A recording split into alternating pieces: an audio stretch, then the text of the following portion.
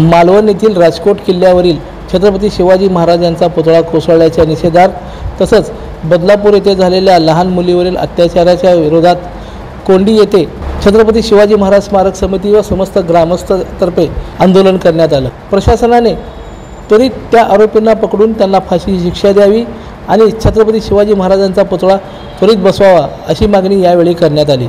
धनाजी भोसले यांच्या मार्गदर्शनाखाली हे आंदोलन करण्यात आलं।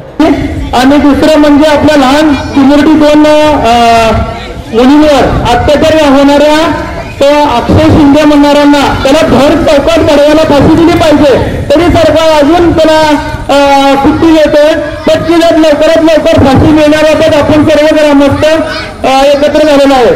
आणि यांची मजुरी बघा, इथं राजकोट किल्ल्यावर जी जाते म्हणजे काय झालेली घटना आहे बघायला, तर तो राणे म्हणणारे कुठले प्रत्येक राजकारणी पोलिसांवर आदिवासा करते, म्हणजे पोलिसांना धमकी, म्हणजे आपले जे रक्षण करते रक्षण करणाऱ्यावरती असा अत्याचार करण्याची गरज या सरकारवर आलेली आहे। एवढं निर्लज्ज सरकार आहे।